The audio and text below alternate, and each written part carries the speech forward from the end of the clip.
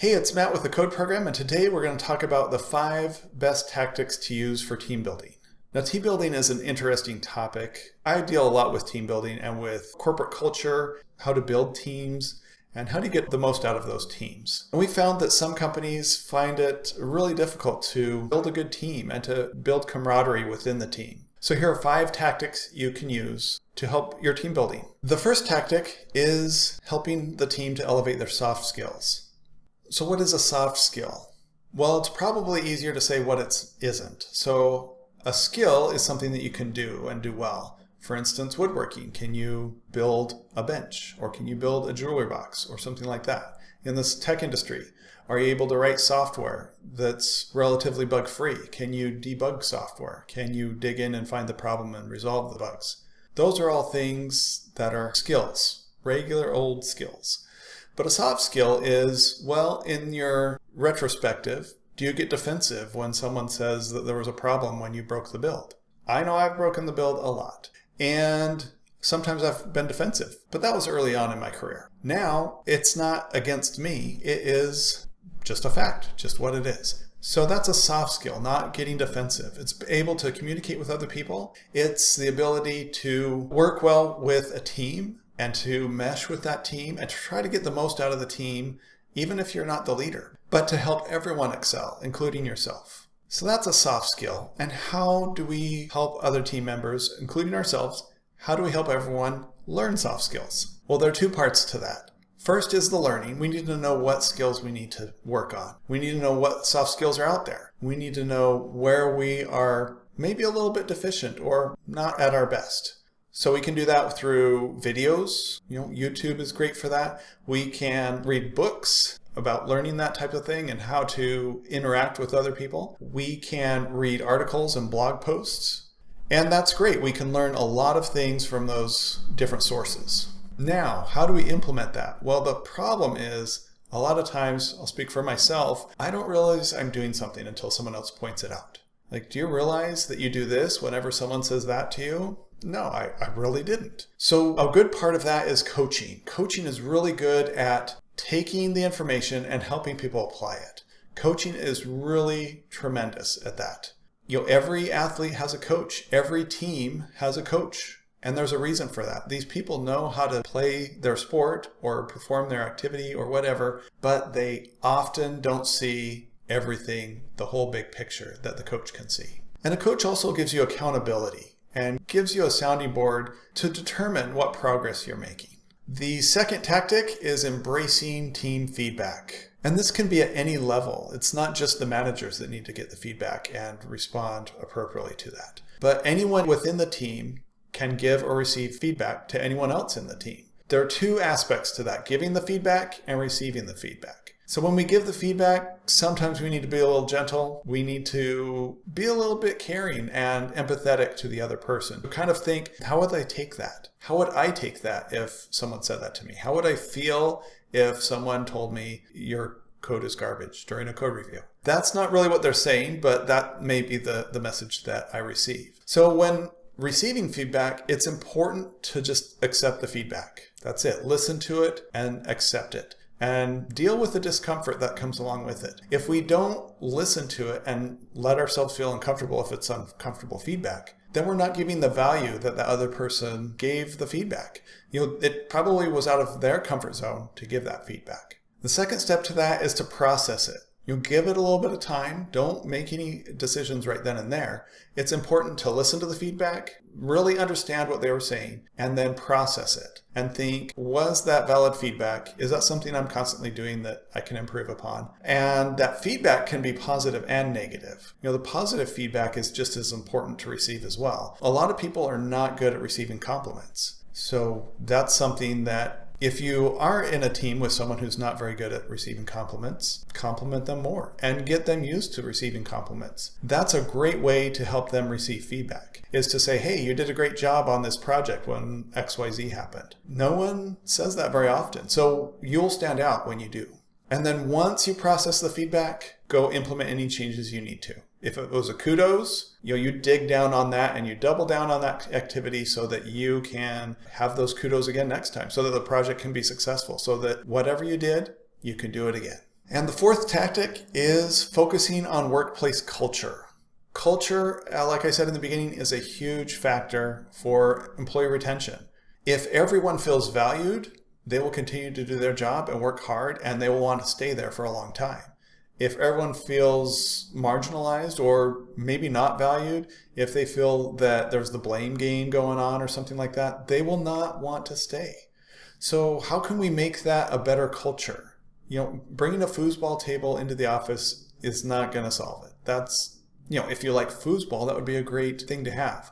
But I think it's more than that. Culture is about how you feel every day when you go to your job. What gets you up in the morning? Am I working on good projects? Am I working with good people? Do I enjoy working with my team? Do I feel valued? Is there mutual respect? Is the team kind of flat, like we're all peers? That is a really big one. If so, your team will stay together for a long time because everyone likes that type of environment. And having a great culture has many benefits. One of them is at the corporate level, the company will attract and hire better talent. If you have good reviews on Glassdoor or something like that with employees, you will attract better people than if you have poor reviews. Because it says a lot about the company. It says a lot about management, and it says a lot about the environment and the culture. So how do we improve the culture? The culture can be improved several ways, and most of them small little things. It's giving praise. It's appreciating everyone on your team. And that's at every level, right? If you can be appreciative of your manager, if your manager is doing a great job. And as a manager, you can appreciate the people that are working with you on a project. And you can show that mutual appreciation, and that's one step to improve the culture. And the fifth and final tactic is having fun with your team. Sometimes I look really serious, and I'm really not that serious of a person. But I come across as serious, totally focused all the time. And I'm not. I enjoy having fun. I really do. And my fun may be different from your fun, and everyone else has a different type of fun, and that's okay. But having fun in a work environment can sometimes be difficult. There's some things, day to day that we can do to have fun. We can joke around and we can talk about personal things. How was your weekend? And if people are willing to share something important to them, that can go a long way.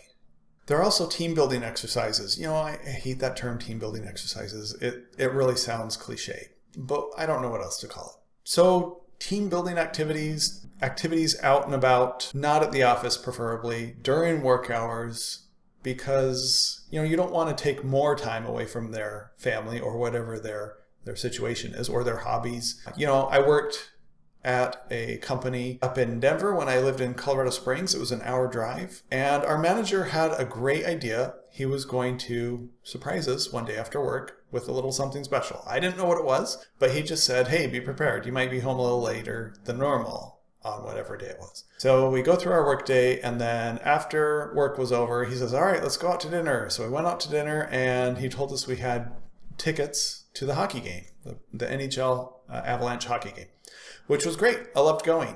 We had really good seats, and it was a lot of fun. But that day, I got up before 6, and I drove for an hour up to work, and then I spent about 10 hours working, and then I spent another 4 hours going to dinner and going to an Avalanche game, which I loved. And then I got home late. But my wife had all the kids and was being a single parent that night.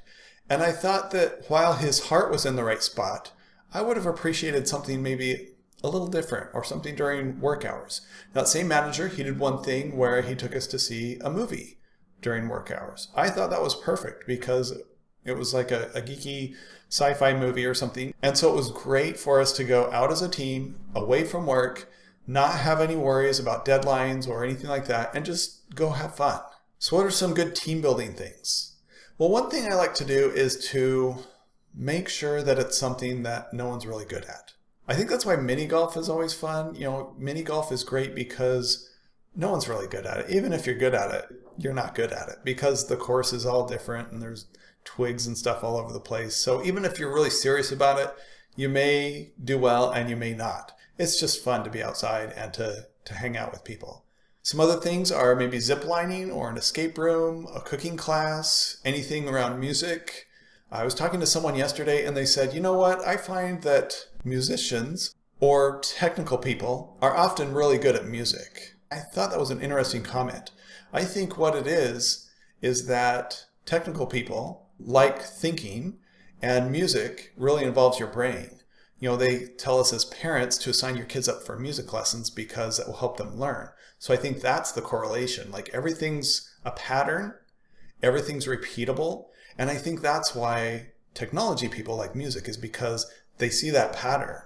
And, you know, every song, it has a variation on a theme. You know, you have this theme running through the song and then a variation over here and a variation over there. It's slightly different, but it's really similar. So that was interesting. So music is a great one because you can go do something that either everyone's good at or no one's good at, or a couple people are good at, and then you can, you know, play around with different things. So if one person can play the guitar and the other person can play the drums, well, maybe they switch so that no one's playing their primary instrument.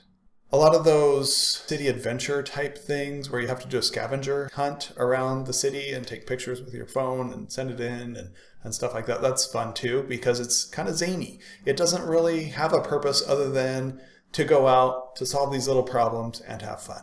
There are also crazy things like axe throwing and painting or art classes, you know, painting the pottery.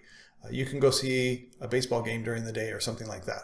So there are lots of options on how to build your team, how to get outside of your office, go do something fun, and just be people together. And you're not a manager, you're not an employee, you are just a person. And that's one of the important things, is to treat people as people. That's hard to do sometimes. So I hope you liked this video. I hope you thought the tactics were useful. Should I expand on any?